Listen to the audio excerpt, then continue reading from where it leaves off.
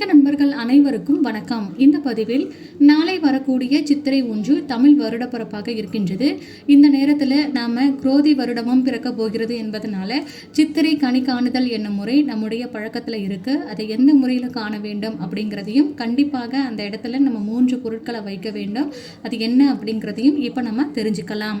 செல்வம் பெருகுவதற்காக குரோதி வருட தமிழ் பிறப்பில் நாம் செய்யக்கூடியது என்னன்னு பார்த்தீங்கன்னா, இந்த வருடம் நமக்கு ரொம்பவே முக்கியமான ஒரு வருடமாகவே இருக்கு. இந்த வருட பிறப்பின் போது சூரிய பகவான் குரு பகவானோட சேர்ந்து ஒரே ராசியில பயணம் செய்ய போகிறார் என்று ஜாதகத்தில் சொல்லப்படுகிறது.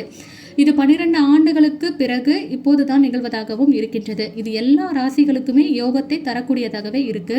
அது மட்டும் இல்லாம இந்த தமிழ் வருட பிறப்பானது முருகப்பெருமானுக்கு மிகவும் உகந்த விரதங்களில் சஷ்டி திதியில பிறக்கிறது என்பது பல விசேஷ பலன்களை நமக்கு தரக்கூடியதாகவே இருக்கின்றது.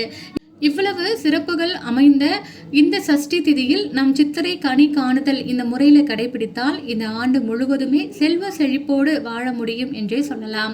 ஒவ்வொரு சித்திரை முதல் நாள் கனி காணுதல் என்னும் முறை வழக்கத்தில் இருக்கு. அந்த நாளுக்கு முதல் நாளே, அதாவது சனிக்கிழமை ஆகிய இன்று நம் வீட்டு பூஜை அறை படங்கள் எல்லாத்தையும் சுத்தம் செய்த பிறகு தூங்குவதற்கு முன்பாக நம்ம ஒரு தாம்பூல தட்டுல முக்கணிகளான மா, பலா, வாழை இந்த பழங்களை நாம வைக்கணும். அதை தவிர வேறு என்ன பழங்கள் உங்களுக்கு கிடைத்தாலும் அதையும் வாங்கி வச்சுக்கோங்க. இது கூடவே மஞ்சள், குங்குமம் போன்ற மண்கல பொருட்களை இதில் வைக்கணும். வாசனை நிறைந்த மலர்கள், இனிப்பு வகைகள் இதை அனைத்தையுமே ஒரே தாம்பூல தட்டில் வச்சுக்கோங்க. வசதி வாய்ப்பு இருக்கிறவங்க அதில் தங்கம், வெள்ளி நாணயங்களை, பண ரூபாய்களையும் வைக்கலாம். முடியாதவர்கள் ரூபாய் நோட்டு அல்லது நீங்க பூஜை செய்யறதுக்காக பயன்படுத்தக்கூடிய நாணயங்கள், சிறிய அளவில் குண்டு நகை தங்கமாவது இதில் நீங்கள் வைப்பது இன்னுமே சிறப்பு. அது மட்டும் இல்லாமல் ஒரு கண்ணாடியை வச்சுக்கோங்க. அந்த கண்ணாடியின் மூலமாக இந்த கனிகளையும் பழங்களையும் மங்கள பொருட்களையும் நாம் பார்க்கும் பொழுது நம் வீட்டில் எப்பொழுதுமே செல்வ நிலையானது நிலைத்திருக்கும் என்றே சொல்லப்பட்டிருக்கு. மறுநாள் சித்திரை 1ஆம் தேதி காலையில கண் விழித்தவுடன் முதலில் இந்த பொருட்களை எல்லாமே நம்ம பார்க்கணும். இதுதான் கனி காணுதல். இதை பூஜை அறை, வரவேற்பறை என்று எங்க வேண்டுமென்றாலும் நீங்க வச்சுக்கலாம். நீங்க கண் விழிக்கும் பொழுது இந்த பொருட்களை நீங்க பார்க்கணும். மாதிரி இந்த கனி காணுதலில் 3 பொருட்களை நம்ம வாங்கி வைக்கணும். அது முதலாவதாக பார்த்தீங்கன்னா கல்லுப்பு. கல்லுப்பு என்பது மகாலட்சுமி தாயாருடைய அம்சமாகவே இருக்கக்கூடிய ஒரு பொருள். அடுத்தபடியாக நெய், தயிர், பன்னீர் இதில் ஏதாவது ஒரு பொருளை நீங்கள் வாங்கி வச்சுக்கோங்க. குறிப்பாக நவதானியங்கள் வைக்கணும். நவதானியங்கள் கிடைக்கல அப்படின்னா ஞாயிற்றுக்கிழமையில இந்த வருட பிறப்பு பிறப்பதனால சூரிய பகவானுக்கு உகந்த நாளாக இருக்கும் பட்சத்தில் கோதுமை தானியத்தை மட்டுமாவது நீங்க வாங்கி வைக்கலாம். இந்த கனி காணும் வழக்கத்தை பின்பற்றுகின்றவர்கள் இந்த முறையில் வழிபடலாம். ஒருவேளை எந்த விதிமுறைகளும் உங்களுக்கு இல்லை, எந்த வழக்கமும் உங்களுக்கு கிடையாது என்பவர்கள் வருட பிறப்பன்று பூஜை அறையில தீபம் ஏற்றி வைத்துவிட்டு இந்த 3 பொருட்களான உப்பு, பாலினால் செய்த பொருட்கள், நவதானியம் அல்லது கோதுமை இதை தவிர இதை மட்டுமே பூஜை அறையில வைத்து இந்த ஆண்டு முழுவதுமே சிறப்பாக இருக்க வேண்டும் என்று பிரார்த்தனையை வச்சுக்கோங்க.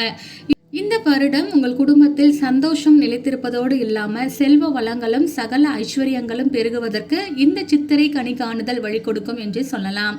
தமிழ் வருடப்பிறப்பு அன்று காலையில நம்ம கண் விழித்ததும் பார்க்கக்கூடிய முதல் பொருட்களே இத்தனை மங்களகரங்களாக இருக்கும் பொழுது அந்த வருடம் முழுவதுமே நமக்கு மங்களங்கள் நிறைந்ததாகவே இருக்கும்.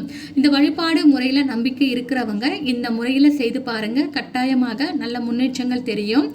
அது மட்டும் இல்லாமல் பூஜை செய்யக்கூடிய உகந்த நேரம் பார்த்தீங்கன்னா காலை 7:30 மணியிலிருந்து 8:30 மணி. இந்த நேரத்தில் நீங்கள் பூஜை அறையில் ஏதாவது ஒரு நெய்வேத்தியங்களை செய்து வழிபாடுகளை செய்ய ஆரம்பிக்கலாம். அதற்கு பின்னர் பக்கத்தில் இருக்கக்கூடிய ஏதாவது ஒரு ஆலயத்திற்கு சென்று அங்கே கொண்டு தரிசனம் பண்ணிட்டு வாங்க. அது மட்டும் இல்லாமல் உங்களால் முடிந்த வரை தானம் பண்ணுங்க. என்ன உங்களால் வாங்கி கொடுக்க முடியுமோ ஒரு 3 பேருக்கு 5 பேருக்கு இந்த முறையில் தானம் பண்ணுங்க. ரொம்ப ரொம்ப சிறப்பான ஒரு வருடமாக இந்த வருடம் உங்களுக்கு நிச்சயமாக இருக்கும். அது மட்டும் இல்லாமல் நாம் செய்யக்கூடிய இந்த ஒரு தானத்தினால நமக்கு நல்ல பலன்களும் கிடைக்க ஆரம்பிக்கும். நம்ம என்ன நினைச்சு வேண்டுதல் வைக்கிறோமோ அது எல்லாமே இந்த வருடம் முழுவதுமே நமக்கு வெற்றிகளை தரக்கூடிய ஒரு வருடமாகவே அமையும் என்றே சொல்லப்படுகின்றது. கண்டிப்பாக இந்த பதிவு உங்களுக்கு பயனுள்ளதாகவே இருக்கும். இருந்ததுன்னா உற்றார் உறவினர்களுக்கு ஷேர் பண்ணி விடுங்க. அது மட்டும் இல்லாமல் நம்ம சேனலையும் சப்ஸ்கிரைப் பண்ணிட்டு பக்கத்தில் இருக்கக்கூடிய பெல் பட்டனையும் கிளிக் பண்ணி வச்சுக்கோங்க. மீண்டும் அடுத்த ஒரு நல்ல பதிவில் சந்திக்கலாம். அது வரைக்கும் நன்றி. வாழ்க வளமுடன்.